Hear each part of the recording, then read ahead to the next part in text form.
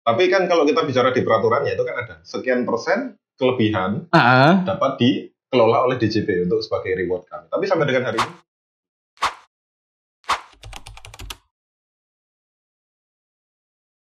Oke, sekarang kita di program Bika Bicara bareng saya Ferry Prasetya dan saya Tata Pradita. Siapa yang menyapa? Ada Mas Abda, selamat pagi. Halo Mas Abda. Halo Mas Tata. Ada Mas Pudut, selamat pagi. Pagi. Kita dengan teman-teman KP Pratama ya. KPP Pratama. Dengan pajak. Viral. Iya, Iya, identik ya. Kamu Rafael atau Rafael? Hah? Kayaknya dari wajahnya aku yang ditendang ini. Cocok. Kayaknya udah bengep-bengep ini kan. Iya gitu ya. Dan kayaknya Mas Abda, Mas Pudut ini sudah ketar-ketir ya. Iya. Kita keep dulu untuk pertanyaan soal Rafael dan kawan.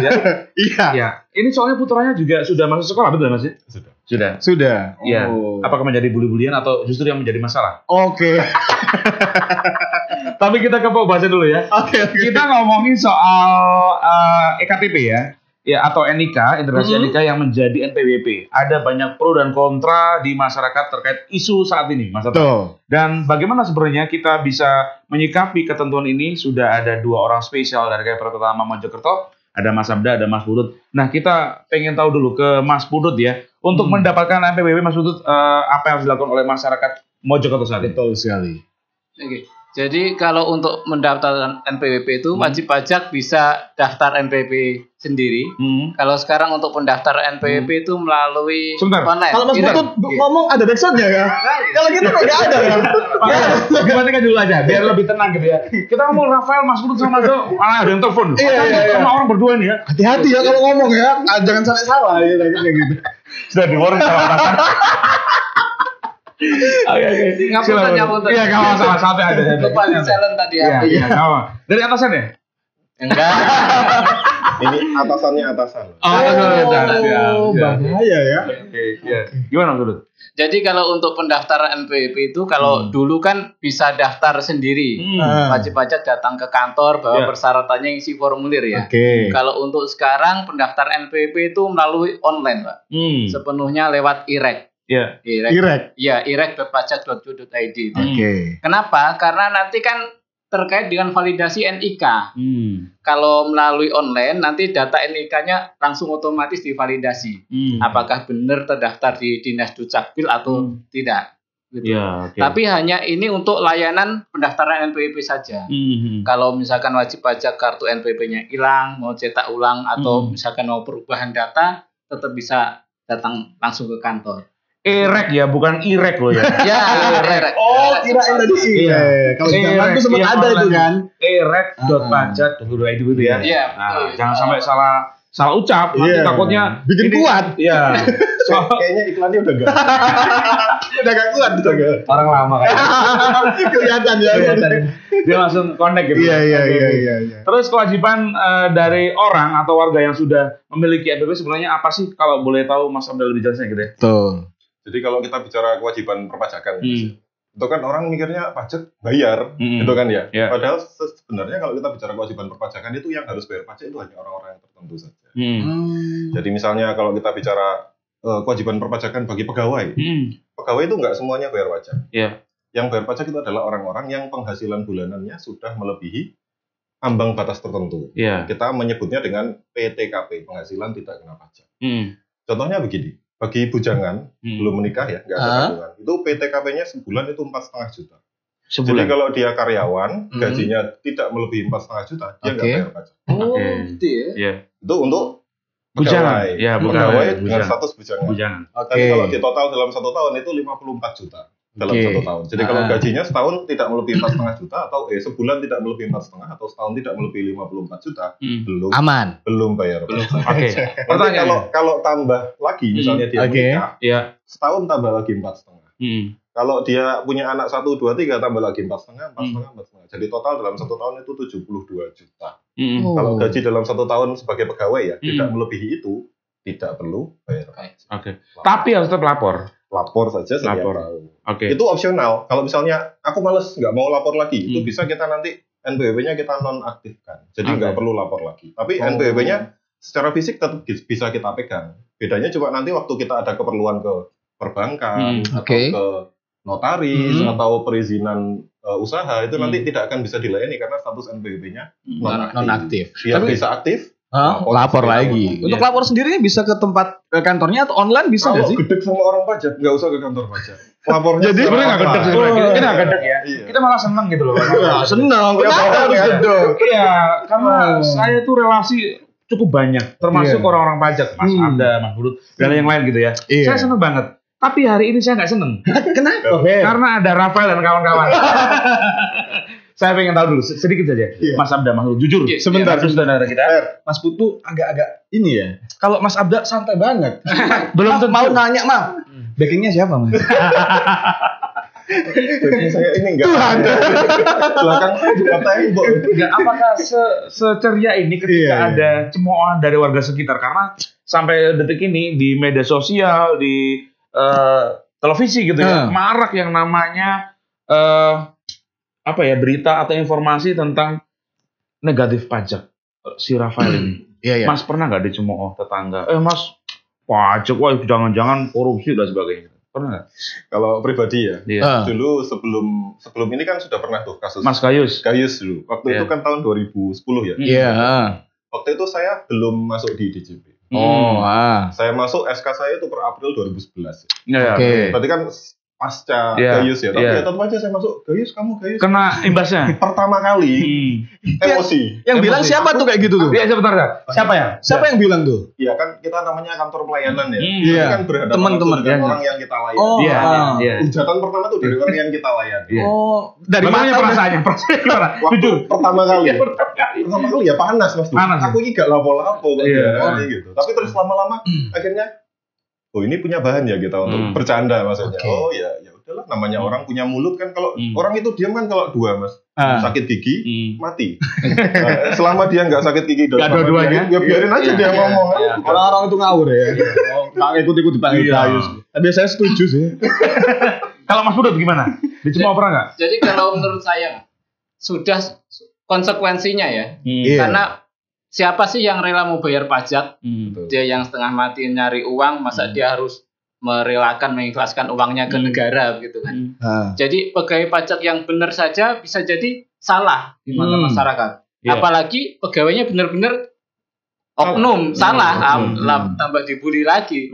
Jadi sudah konsekuensinya. Tapi kan tetap harus ada yang mengerjakan pekerjaan ini. Karena kalau enggak, nanti negara dapat uang dari mana?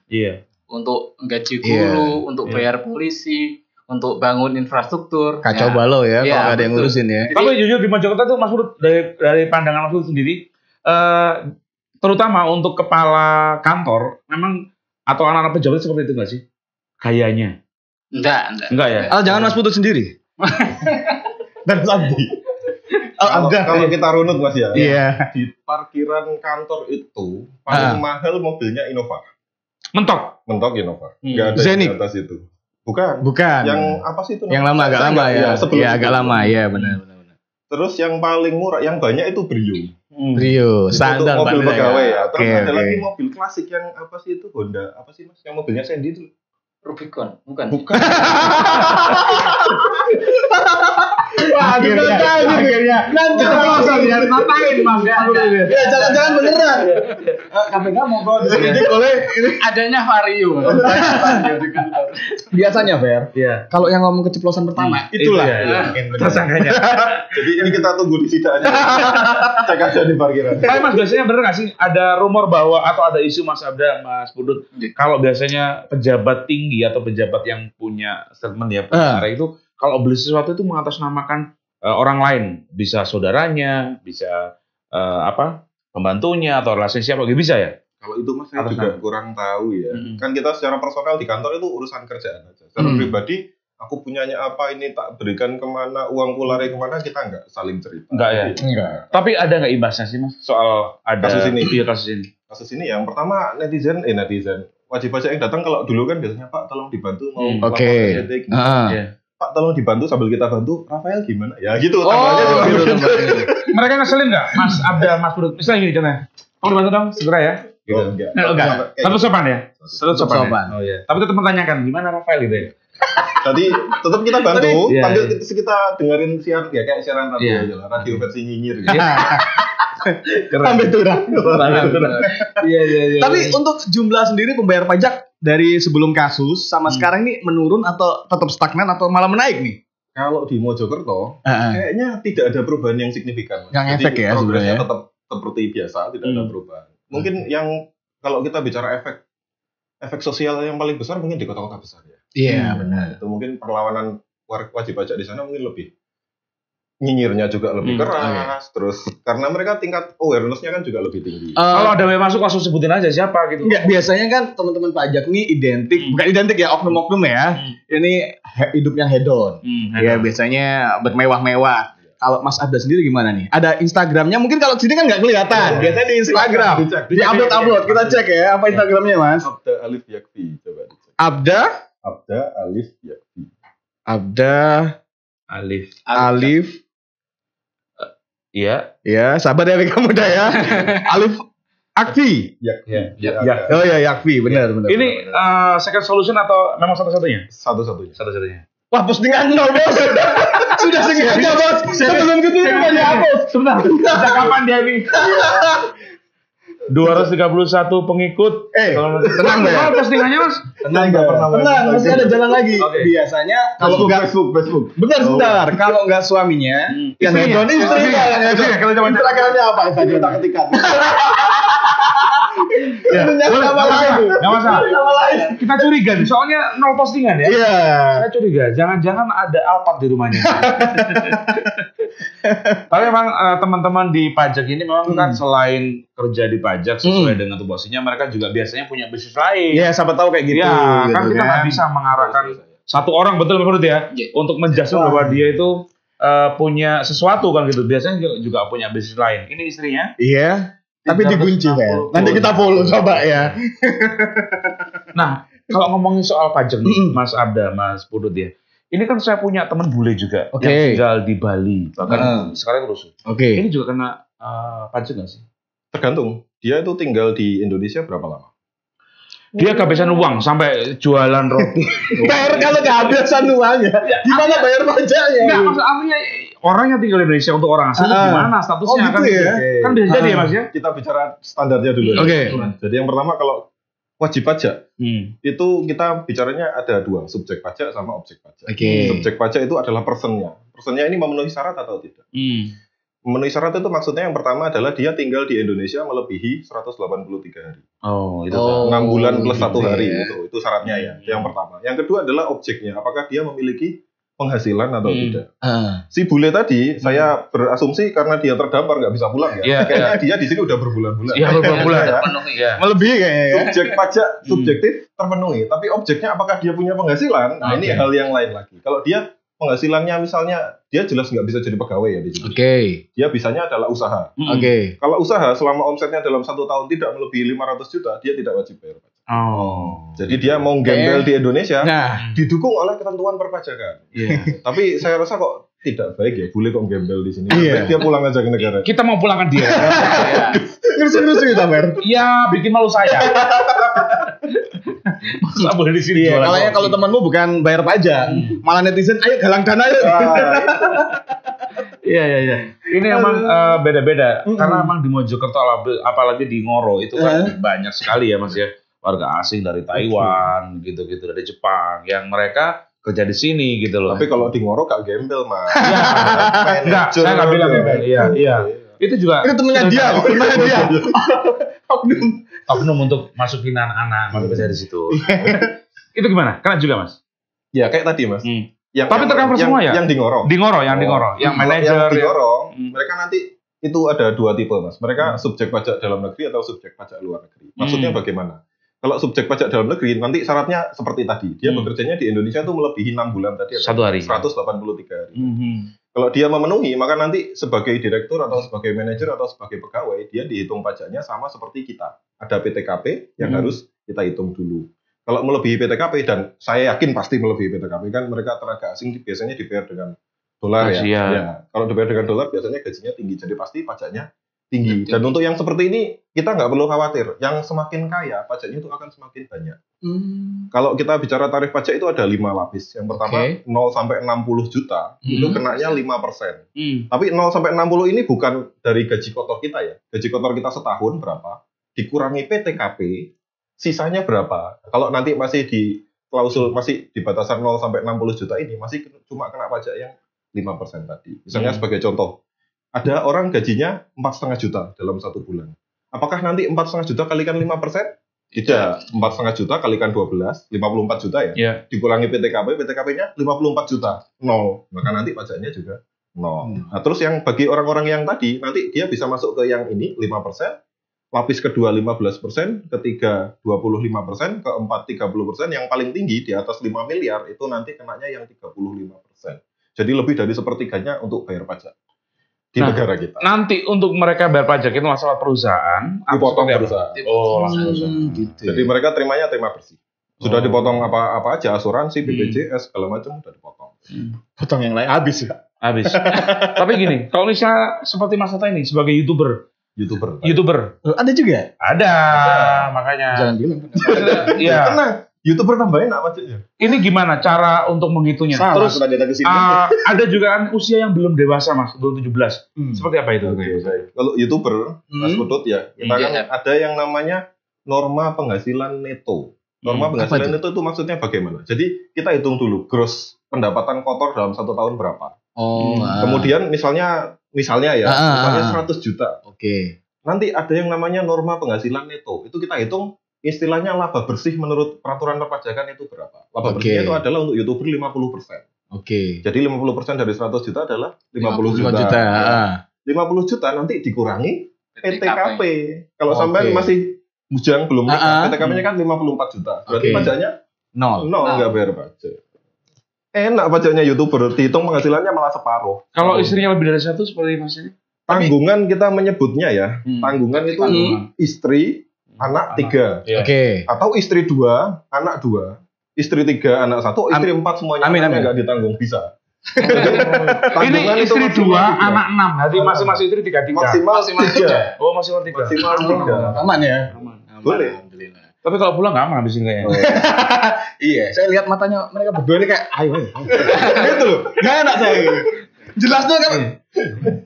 Sebentar, ini yang saya tanyakan. Ini kan tidak semua orang bayar pajak, betul nggak sih? Betul.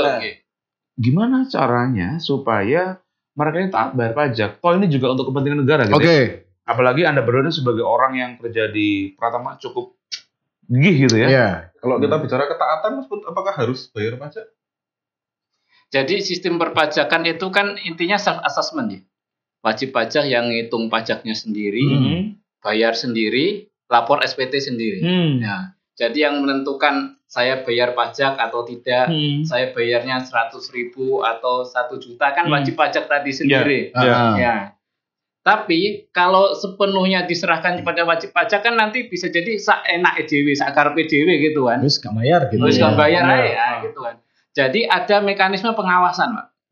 Yang ngawasi siapa? Yang ngawasi AR, akun representatif. Kebetulan saya yang melatan sebagai AR, pengawas perpajakan. Ini orang iya.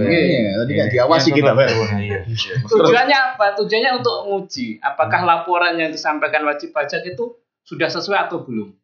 Cara ngujinya gimana? Misalkan tadi Mas Tata, YouTuber, dia lapor penghasilannya setahun 100 juta kan. Kita bandingkan dengan asetnya. Oh, ternyata dia punya Rubicon. Nah, wajar enggak? Dibahas lagi. Berarti kan enggak wajar ini kan. Ada penghasilan yang tidak dilaporkan. Seperti itu. Banyak mobil loh. Kenapa sih beli Rubicon? Karena itu yang terlihat dan itu yang viral. Iya. Jadi dibandingkan misalkan dengan utangnya, dengan tanggungannya, nah, kira-kira dengan profil penghasilannya itu sudah sesuai, berarti pajaknya dianggap sudah benar. Oke. Nah, tapi kan tidak semuanya bisa dicek. Contoh, misalnya dia punya tanah di sebidang tanah plus rumah di mana gitu. Apakah itu bisa dicek Mas? Jadi karena kita bahas kembali ke pokok pembahasan ya, yang tujuannya di NIK, validasi NIK. Kenapa validasi NIK?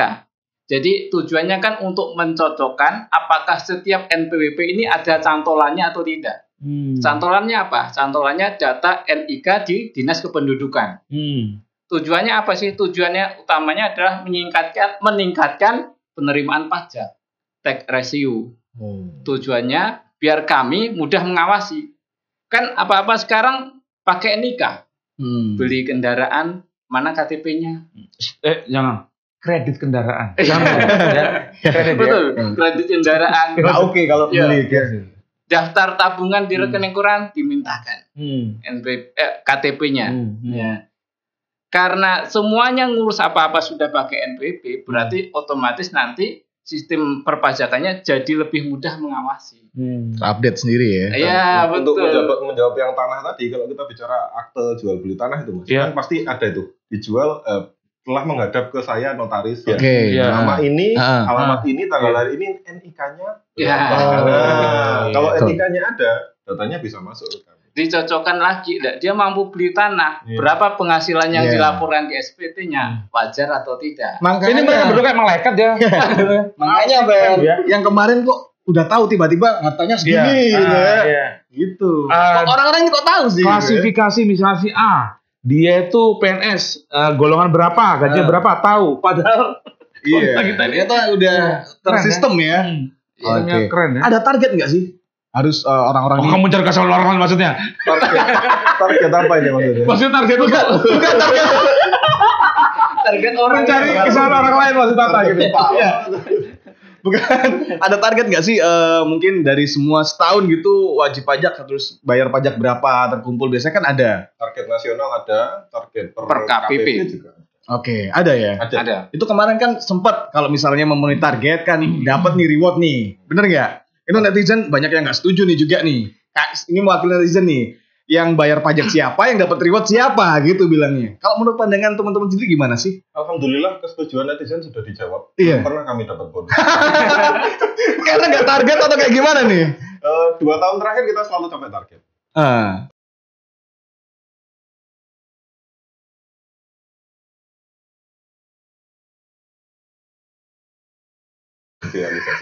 Semoga nanti. Amin. Tapi kalau netizen masih begini, mending jangan dulu.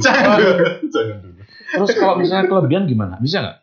Kalau kelebihan ya nanti itu Mas. Itu bisa jadi kan? Jadi kalau kita bicara struktur besar APBN, APBN itu selalu disusun dengan istilahnya defisit. Defisit itu maksudnya apa? Pengeluarannya selalu lebih besar daripada pendapatannya.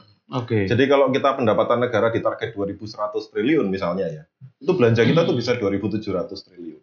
Jadi semakin besar pajak yang kita pungut, nanti defisitnya kan 2.100 lawan 2.700 kan 600 ya. Iya. Kalau pajaknya itu semakin besar, nanti defisitnya itu semakin kecil. Jadi ini bagus bagi negara kita. Artinya apa? Pemerintah pusat, Pak Jokowi nggak perlu nambah utang. Kalau defisit kita mau cari uang dari mana? Utang. Dari pajak. Kalau nanti sampai pajak diboikot, ya utang. Kan ujung-ujungnya biasanya nih netizen bubarin. Gitu kalau udah nggak suka ya kan.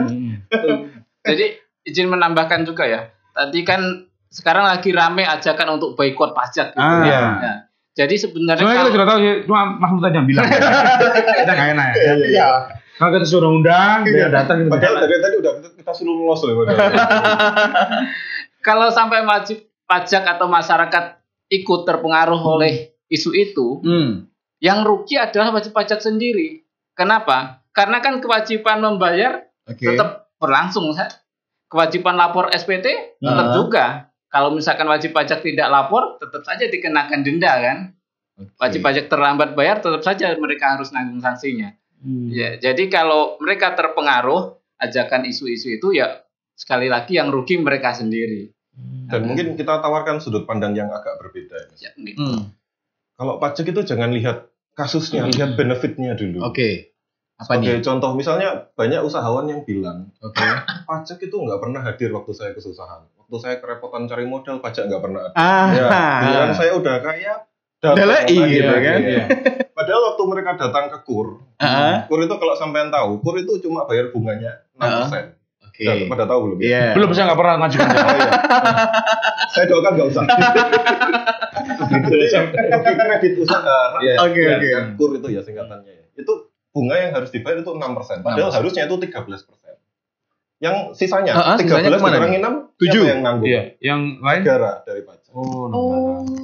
Jadi subsidi dalam bentuk potongan, bukan potongan bunga ya. Nanti bank itu mengklaim ke negara. Ini loh Pak Jokowi, wis nyalono kredit sakmene. Bayaran gitu. Iki sing dibayar cuma 6%, sing 7% kene tagihan. Jadi kita negara membayar ke perbankan. Dan itu saya yakin usahawan kecil. Ya, saya yakin yang utang-utang ini nggak tahu ya. Nggak tahu. Tahu-tahunya mereka alun-alun Rafael gitu aja kan. Ada. Mas Abda ini menjelaskan ini dengan sangat bukan spontan tapi menjiwai banget gitu ya. Benar ya? Iya. Mungkin keresahannya selama ini. Iya.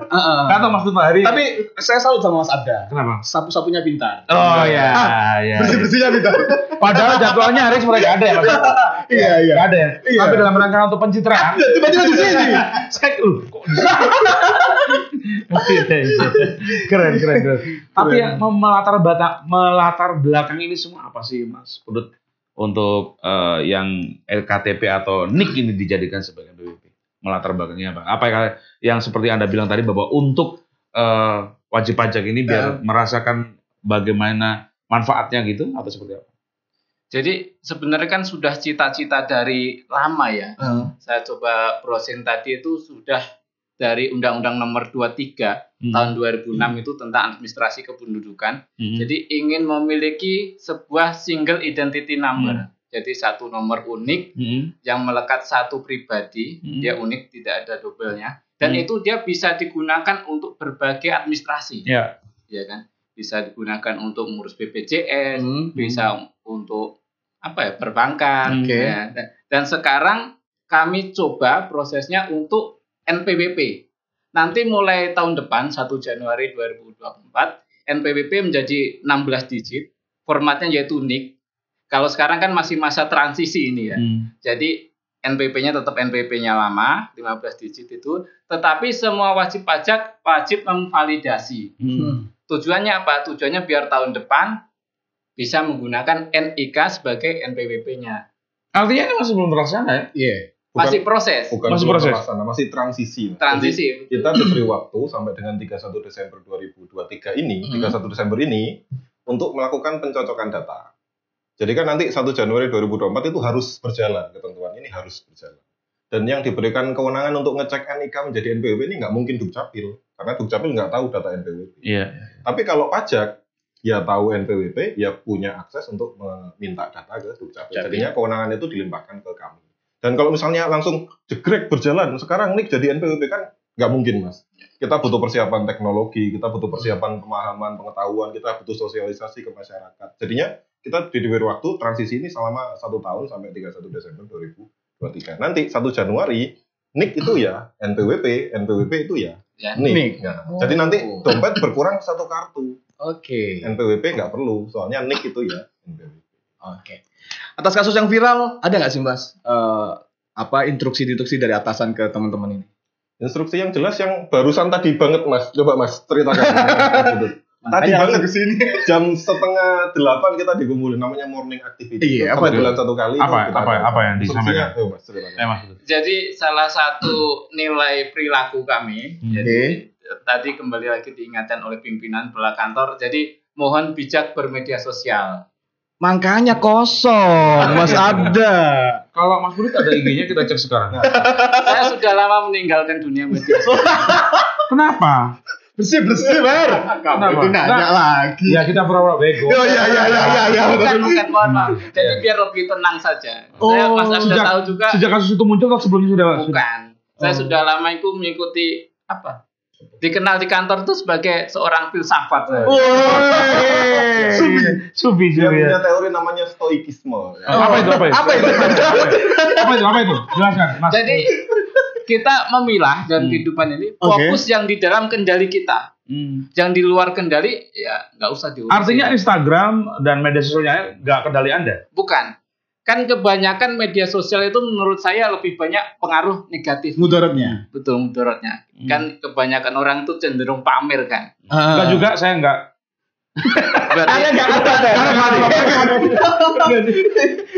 Belum. Iya, terus. Nah, ya karena untuk menghindari itu biar saya tidak terpengaruh juga, ya udah lebih baik enggak usah aja. Berarti cukup saudara sama tetangga yang tahu Rubiconnya ya, Mas. Ya. Kalau media misalkan, sosial nggak usah ya. Kalau misalkan mau pamer kan bisa saja foto selfie nanti tunjukkan teman. Ini loh fotoku kemarin. Gitu aja, tunjukin langsung. Gitu aja ya. Dan Iya. Masnya bisa bertahan, Mas Pudut. Alhamdulillah Mas. Kalau teman-teman waktu biasanya, sorry ya Mas ya, ketika dia kemana atau libur sama keluarga atau sama teman, biasanya kan ngobrol di video, masukkan IG. Anda bisa tahan dengan itu semuanya? Mungkin saya termasuk yang langka ya, tapi alhamdulillah bisa bertahan. Karena kan hal itu merupakan sebuah tanda atau eksistensi tersendiri bagi seorang itu ya. Wah, kalau Instagram keren-keren nih. Ini dua hal. Kalau nggak love profile ada sesuatu. Kalau ini saya boleh cerita ya? Boleh. Ya. Kalau saya di keluarga saya, karena saya kerjanya dari jam 7 itu udah berangkat, pulang itu sampai rumah biasanya jam 6. Jam 6 sore? Jam 6 sore itu udah capek, jadi pulang itu tinggal capeknya. Akhirnya Sabtu Minggu itu saya fokus untuk keluarga. Dan prinsip kami kalau Sabtu Minggu ya, karena saya ada, kita mau kumpul sebagai keluarga, HP taruh. Oh gitu ya Mas? Iya. Jadi Instagram, media sosial itu nggak begitu terpakai bagi kami di keluarga. Itu kalau cowoknya. Ini istri saya juga begitu. Sama. Jadi kalau kita keluar rumah itu HP masuk tas. Sudah, kita mau main kayak ke sungai, apa ke laut, apa kemana ya kita fokus di situ. Waktu kita untuk keluarga. Itu perjanjiannya pas satu suruh atau gimana? Itu kita pertama di luar dulu. Sorry Mas ya, ini termasuk langka ya. Karena biasa di kehidupan kami, ketika kami dulu kemana itu bakal kita diekspor gitu ya. Kalau Mas ini kan berbeda. Gimana tuh bisa seperti itu? Dan istrinya juga bisa nganu. Jadi ini mungkin karena apes saja ya. Jadi ceritanya, waktu saya sebelum di Mojokerto ini, mungkin netizen pada nggak tahu ya, orang pajak itu mutasinya nasional. Nasional ya Mas? Nasional. Sebelum di sini saya itu di NTT, di kota Waingapu, Kabupaten Sumba Timur, Pulau Sumba. Di sana itu, jalan 30 menit dari pusat kota, sinyal udah nggak ada. Oh, kebiasaan di sana ya? Mahal juga ya? Mahal juga ya. Pantainya gratis, pasirnya putih, bagus. Nah kita jadi pokoknya, lah ngapain main HP, udah masuk ke laut semua, mandi semua. Akhirnya kebiasaan dari situ, akhirnya kalau kita keluar, kayaknya HP enak ditaruh deh. Akhirnya kebiasaan dari situ, akhirnya pindah ke Mojokerto ya. Di Mojokerto kayaknya memang enak nggak pakai HP. Ya udah waktu kita keluar hangout ya keluar aja, main sama keluarga, ngobrol, bercanda, mau gimana, jungkir balik silakan, HP taruh. Oke. Tapi instruksinya tadi udah selesai belum dari atas? Belum. Oh sudah. Itu aja instruksinya. Tetap jaga integritas pastinya ya. Jaga, kami dipesankan sekali lagi untuk jaga integritas. Karena kalau sampai ada masalah kasus, kan bisa jadi bukan nama pribadi kami pegawai, tapi instansi. Nama instansi, nama kementerian juga kan dampaknya. Jadi sekali lagi pimpinan tadi mengingatkan untuk tidak bosan-bosannya untuk menjaga integritas terus itu. Oke, itu kalau dalam dunia maya. Kalau dalam dunia nyata berarti boleh ya? Kan ada yang tahu, benar nggak sih? Loh, sekarang kalau orang lewat, Mas Pudut, Mas Abda kan nggak tahu kalau belinya dari pajak. Kalau tetangganya kan gitu kan? Artinya kalau mereka berdua bawa Rubicon nggak masalah. Nggak masalah. Dalam dunia nyata gitu kan? Nggak masalah. Asal KTP-nya atas sama beliau. Iya. Betul. Atas nama orang lain bermasalah. Ini saya baru datang dan saya merasa shock banget ketika tadi ketemu Mas Abdul. Iya. Nggak ada jadwal. Saya merasa katanya pencitraan Mas. Pencitraan. Nanti tak tunjukin loh suratnya yang ditandatangani Kadis. Tanggal-tanggalnya udah tak catat loh. Tapi ya pertanyaan juga Mas ya. Nol postingan tadi ya. Keren nol postingan. Iya. Ya itu Mas. Gara-gara tadi itu waktu saya di Waingapu. Mas sebenarnya bayar pajak ini kemana? Maksudnya ke startnya kemana gitu? Startnya baik. Mas Pudut ceritakan Mas. Jadi tadi kan wajib pajak ngitung sendiri kan pajaknya. Setelah ketemu nominal yang harus dibayar, misalkan saya harus bayar 100.000. Wajib pajak buat kode billing. Kode billing untuk bayaran. Nanti setelah bayar, setelah dapat kode billing itu, bayarnya itu bukan ke pegawai pajak. Bukan ke pejabat. Tapi bayarnya itu di Bank Persepsi. BRI, kantor pos, BNI, di Indomaret, Alfamart bisa. Mereka bisa bayar. Langsung masuk ke kas negara. Berarti sebenarnya nggak bisa main-main nih ya? Nggak bisa mau main gimana. Jadi setelah dengan semuanya ya, yang bayar pajak, yang bayar ya. Oke. Bikin kode billing. Kode billing ini tujuannya apa? Kalau dulu itu pernah ada kasus. Jadi ini penggelapan pajak, tapi yang menggelapkan bukan orang pajak. Bayar pajak itu kan bisa di kantor pos, bisa di bank, bisa di ini, bisa di itu. Waktu saya sebelum di NTT, saya di Bima. Di Bima itu ada salah satu outlet pembayaran yang saya tidak bisa sebutkan. Waktu itu mau bayar pajak itu bikin surat setoran pajak yang masih tulis tangan. Jadi Manual. ada belangko tulis tangan. Iya, manual. Waktu dibayarkan ke outlet si bapak ini diganti sama si bapak itu. Jadi 1 juta ya diganti 10.000. Akhirnya yang dia proses masuk ke kas negara itu cuma 10.000. 990.000-nya kemana? Diembat sama dia. Akhirnya si wajib pajaknya protes, loh Pak, aku sudah bayar 1 juta kok kata Bapak di suratnya munculnya cuma 10.000. Nah kita klarifikasi nih, oh ternyata si petugas outlet ini yang menggelapkan. Yang nakal. Ini bukan KPP, tapi saya nggak bisa sebutkan ya. Nanti khawatir menjatuhkan citra perusahaan Jadi akhirnya waktu itu kita beri tawaran, Bapak mau karirnya di perusahaan Bapak tetap lanjut, apa Bapak mau masuk penjara? Karena sudah menggelapkan pajak. Akhirnya ya udah wajib pajaknya juga tidak memperkarakan, akhirnya dia mengembalikan uangnya, dan itu bukan kantor pajaknya tapi orang penerima outletnya mengembalikan ke negara. Dia bikin lagi tulis tangan lagi 990.000 dia setorkan. Nah, jadinya datanya masuk ke wajib pajak tadi utuh 1 juta. Oke, aku mau tanya dulu ke Mas Bud sama Mas Abda ya. Mas, kalau si yang dalam kasus ini berarti dia ngambil dari mana? Kalau memang kalau itu store-nya sekian dari wajib pajak, terus dia dapat dari mana gitu? Kalau memang bayar benar-benar, sesuai kan masuk ke kas negara nih. Nah, yang nggak bener tuh yang kayak gimana sih? Kalau saya dengar sih Fer, ada deal-dealan tertentu. Jadi bayarnya nggak. Jangan namanya jawab. Kasih bener apa enggak? Yuk, Mas Abda. Ada benarnya. Jadi peluang untuk berhadapan dengan wajib pajak saat mereka mau membayar itu ada di 3 titik. Yang pertama saat mereka disurati oleh AR. Iya. Nah, AR ini titik pertama. Titik kita sabar dulu. Oke, ada jalur khusus. Yang kedua adalah saat mereka diperiksa. Ada pemeriksaan. Ada namanya saat mereka disita. Ada 3 titik kritis ini. Saat wajib pajak berhadapan dengan petugas pajak dan berpotensi terjadi deal-dealan tadi. Kecurangan tadi ya. Oke, bisa dijelaskan satu-satu mungkin dari mulai disurati. Yang dari disurati. Posisinya? AR itu mendapatkan pasokan data yang sangat banyak dan sangat luas. Dari manapun, dari perbankan, dari notaris, dari Shopee, dari Tokopedia, datanya itu masuk. Dari AR bisa membuat surat. Potensi pajakmu itu misalnya 1 miliar. 1 miliar ya. Kalau dia bayar, bikin kode billing, bayar ke pos atau bank, selesai. Aman. Nggak masalah di situ. AR nggak cair. Kalau dia nakal, kalau dia nakal, gimana caranya? 100 juta masuk negara, 900 juta masuk saya. Nanti nggak akan saya surati lagi. Resikonya tapi, kalau Mas Pudut ketahuan, kita pakakkan dia ke KPK. Tapi kan dia harus lapor ke atasan, betul nggak sih Mas? Apanya? Laporan AR-nya kan ke atasan bahwa ini ada beberapa wajib pajak yang membayar dan sebagainya. Lapornya ke atasannya beliau kan? Iya, bisa dilaporkan, bisa tidak perlu dilaporkan. Tapi misalnya harusnya 100 miliar, tapi bayar cuma 900 miliar. Ini nggak ketahuan ya sebenarnya. Ya kalau diambil sama Mas Jadi AR, kita bicara kebenaran material itu tidak ada panduannya. Betul. Ya. Kita adanya itu data. Iya. Data itu kita olah, hasilnya itu potensi pajak sekian. Sementara sampai dengan hari ini formulasi pajak itu dikatakan benar untuk orang ini adalah sekian miliar atau sekian triliun atau sekian juta itu nggak ada. Jadi potensi penggelapannya itu adalah di situ. Tapi kalau kita bicara peluang ya kayak misalnya saya ini tapi melanggar kode etik ya. Sebelum datang ke kantor pajak, udahlah ke rumah saya aja. Kita atur nih, biar lebih ringan lah. Betul, kita atur nih. Kita misalnya Bapak bayarnya cukup 1 juta aja, 9 juta buat saya. Itu terjadinya di luar. Jadi nanti masuknya bukan suap jadinya ya. Jadi nanti udahlah ini fee-nya Bapak, anggap aja ini fee-nya Bapak. Ini untuk bayar pajak ke negara.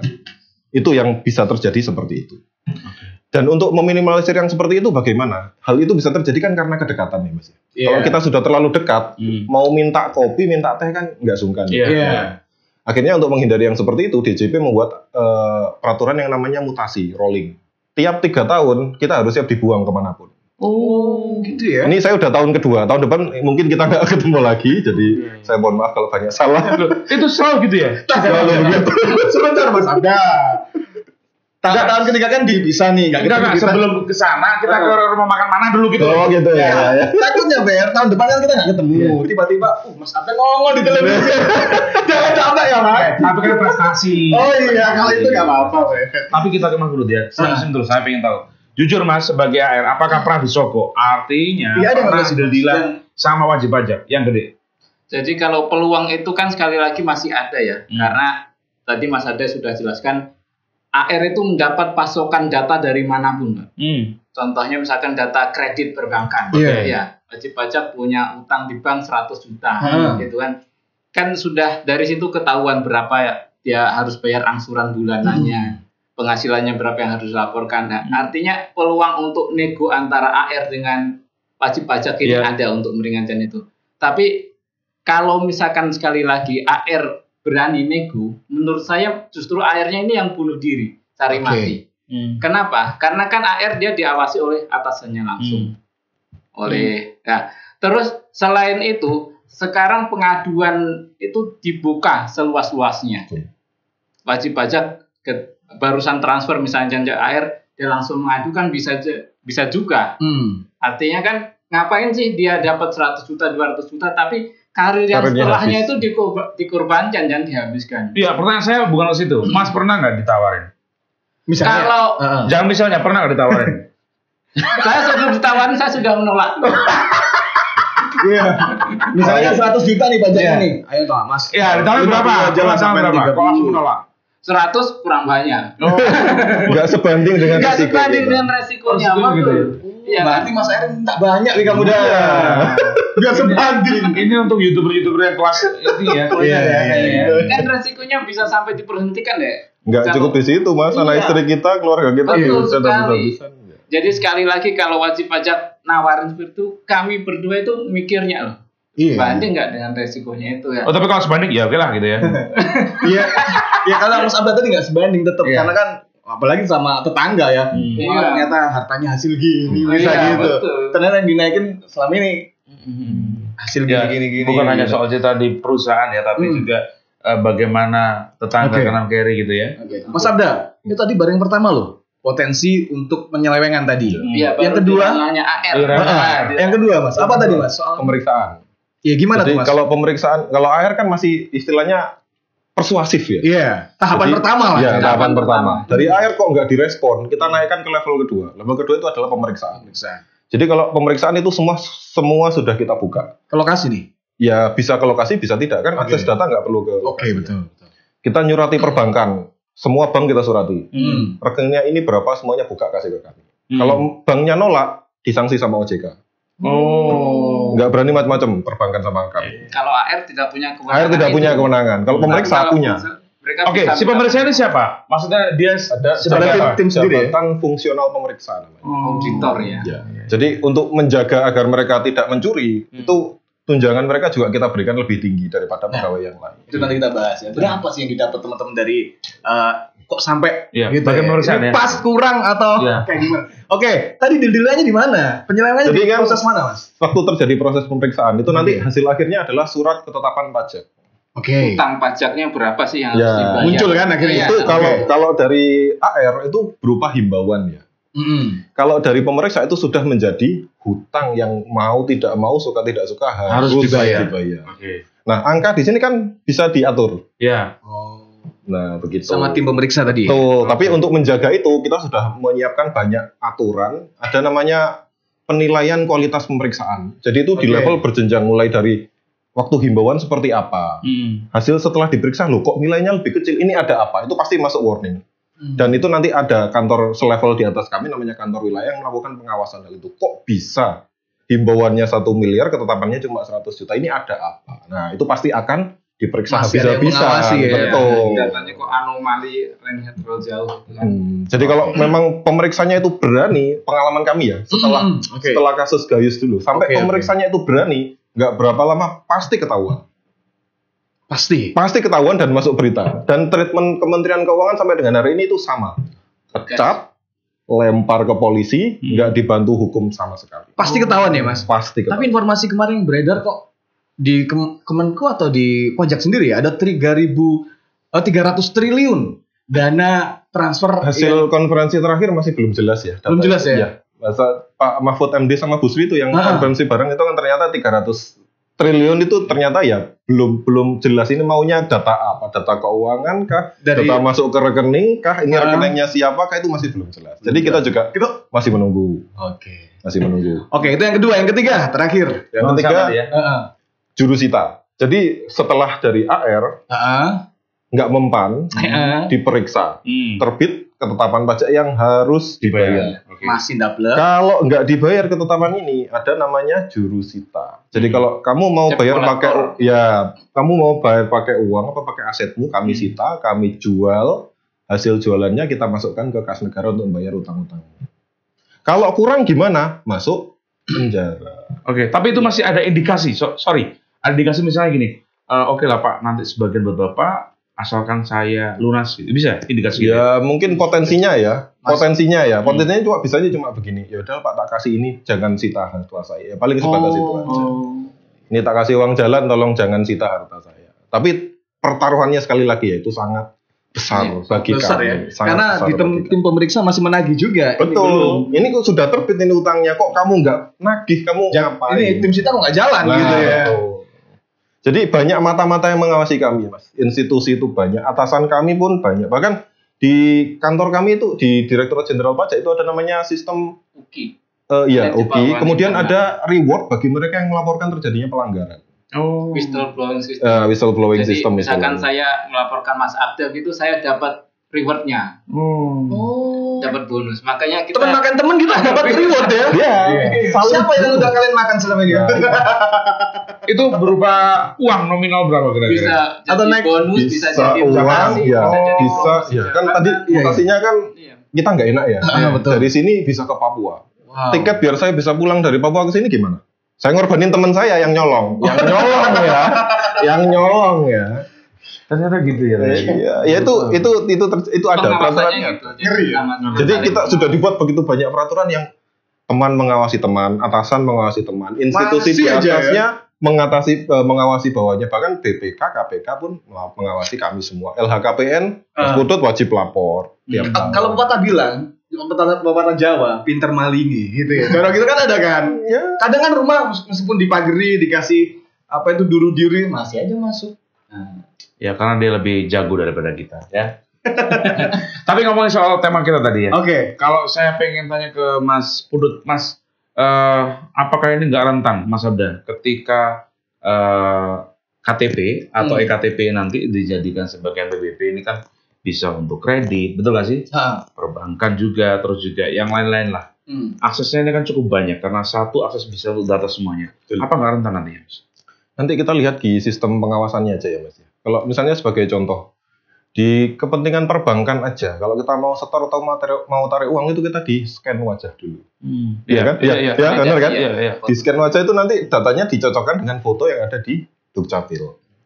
Jadi kalau misalnya terjadi kebocoran data, orang tahu NIK-mu berapa. Apakah langsung bisa kita manfaatkan?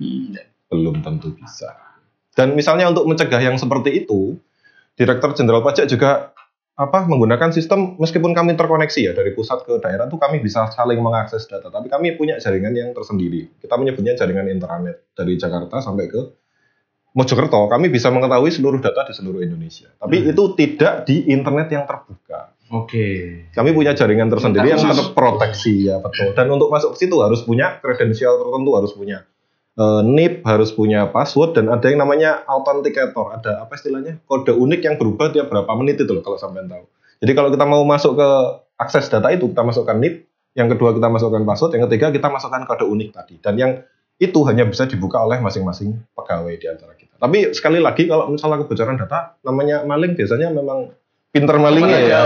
Namanya orang cari jalan itu ya ada aja. Ada aja. Hacker aja udah diperbaiki, masih aja masuk hacker nih. Ya, kita mungkin nanti itu kami juga tidak paham IT juga ya, kebetulan ya mungkin tidak punya kompetensi untuk menjawab itu. Tapi yang jelas pengamanan dan pengawasan selalu dibuat. Dan kami dalam jangka waktu beberapa tahun yang akan datang, kami sedang rilis namanya perubahan sistem inti pajak. Cortex kita akan berubah sepenuhnya. Jadi yang sistem bahula ini akan menjadi sistem yang lebih modern. Mas Abda, sama dengan detik ini di DJP di Kabupaten Mojokerto sendiri, ini masih belum ada teman-teman yang terjerat kasusnya, belum ada ya? Terjerat berarti kan sengaja nyolong dan ketahuan. Nah, artinya kemakan temennya sendiri maksudnya. Gitu. Sampai dengan detik ini tidak ada. Dan semoga kedepannya juga tidak. Tapi itu pengawasan. Mas Abda ke Mas Pudut ke Mas Pudut. Mungkin kayaknya teman-teman itu perlu ngundang ini ya, relawan pajak kami. Di kantor kami itu ada mahasiswa, jelas pihak eksternal ya. Iya, eksternal. Pihak eksternal. Iya. Mereka mengawasi kinerja kami setiap hari. Coba undang mereka ke sini, tanyain orang pajak itu kayak gimana sih? Main uang nggak sih? Ada nggak sih deal-deal yang kayak gitu? Coba. Bahkan kemarin waktu demo pernah dengar nggak? Yang kantor pajak mau di demo itu, akhirnya apa? Yang demo ternyata hasil kita persuasi bisa, akhirnya nggak usah demo lah, kita dialog aja terbuka. Ternyata yang datang mahasiswa yang tidak kurang paham perbedaan antara pajak pusat sama pajak daerah, terus pajak itu sistemnya, mekanismenya seperti apa, apakah semua orang harus bayar pajak atau gimana, itu mereka masih kurang paham. Jadi mungkin sebagai kesimpulan kami perlu melakukan edukasi yang lebih luas ya. Iya. Terkadang juga gara-gara terbawa meme, sosial media, ajakan yang kurang benar gitu ya. Oke. Tapi untuk tadi soal masalah gaji, nggak apa-apa nih ya yang kita kulik. Sebenarnya berapa sih Mas? Atau kalau nggak mau ngomongin nominal, kisaran aja ya. Iya, ini sebenarnya cukup atau sebenarnya kurang. Kalau memang kurang bilang aja gitu loh ya. Atau sebenarnya malah lebih. Emang kamu mau nambahin? Ya enggak kan bisa ngomong ke siapa. Kalau bicara gaji apakah layak untuk dibuka, sebenarnya sudah terbuka dari dulu ya Mas ya. Di Perpres nomor 37 itu sudah bisa di-download di internet, coba cari aja. Peraturan Presiden tunjangan kinerja pegawai pajak itu bisa di-download, bisa dilihat. Bisa ada akses. Paling rendah itu adalah grade 4 ya. Itu kisarannya di kepala 6 kalau di total. Oke. 6 juta sekian gitu. Itu untuk level yang di paling bawah.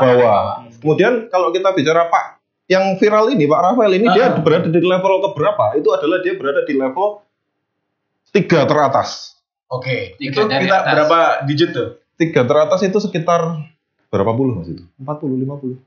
Ya, 40. Ya kisaran itu. Itu udah sama tunjangan-tunjangan dan lain. Tunjangannya. Tunjangannya. Ya, sekitar dia. Pokoknya nanti download peraturan presiden itu ya. Di ranking 1, 2, 3 teratas itu dia, Pak. Pak Rafael ada di sini. Untuk Mas Abda sendiri sama Mas Putu?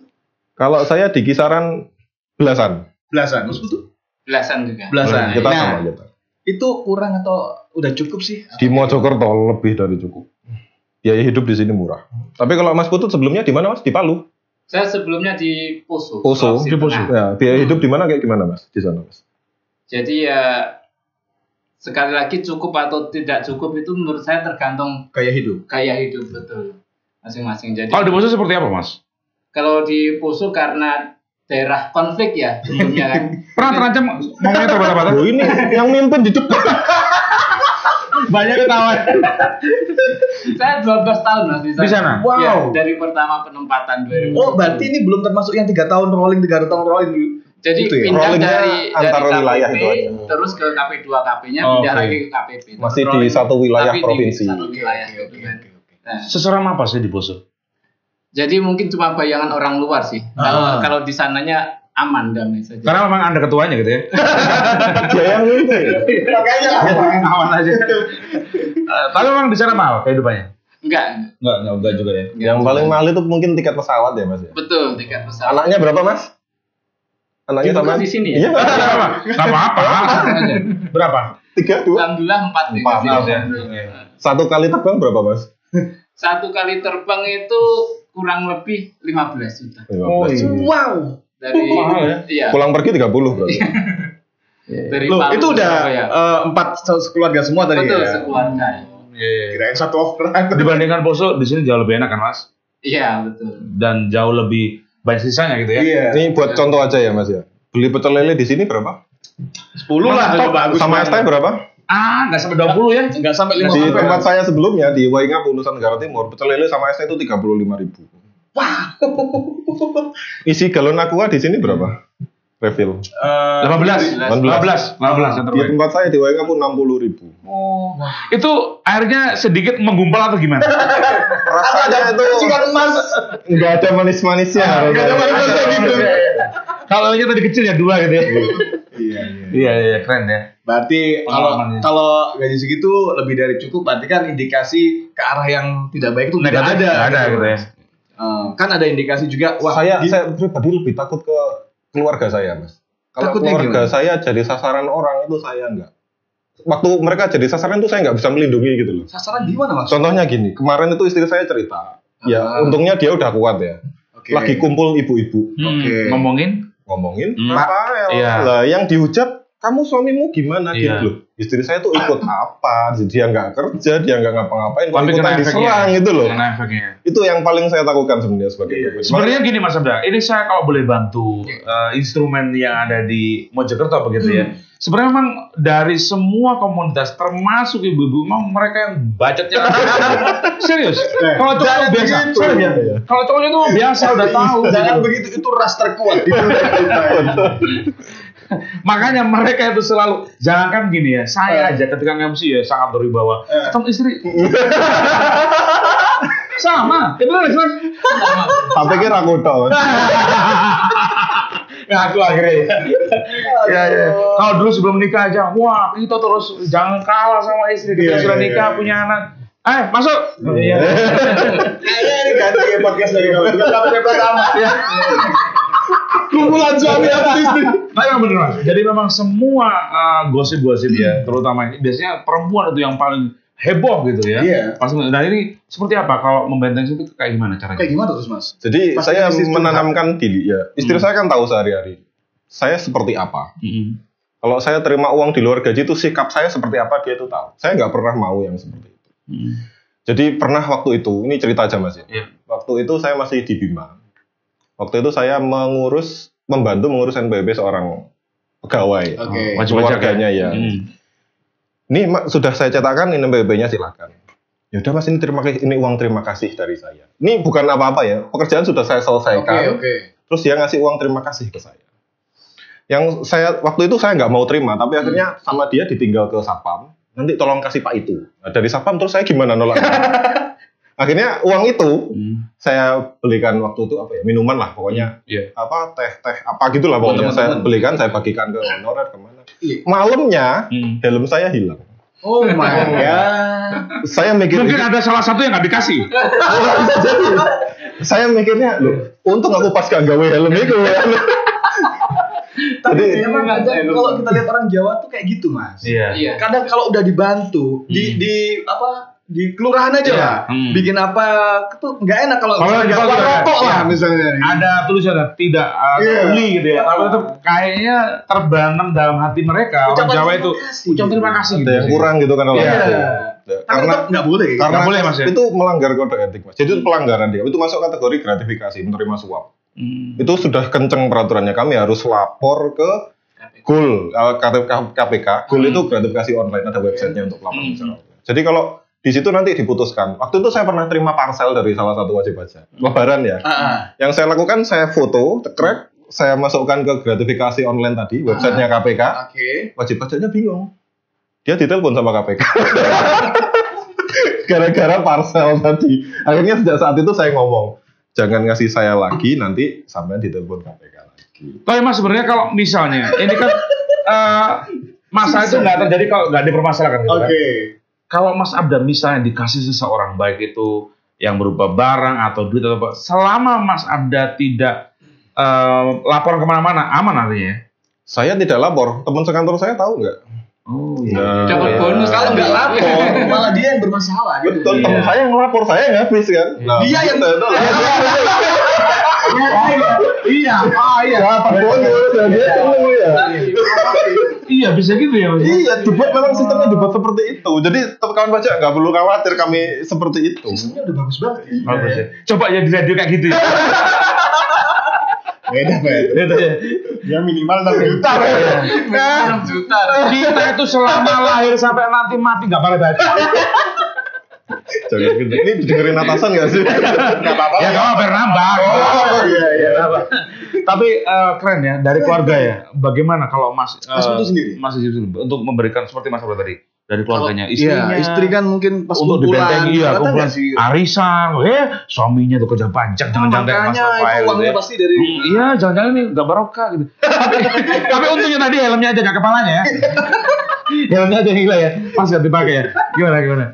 Jadi saya tuh hampir setipe dengan Mas Abda ya. Jadi istri pasti sudah tahu ya saya seperti apa orangnya kan.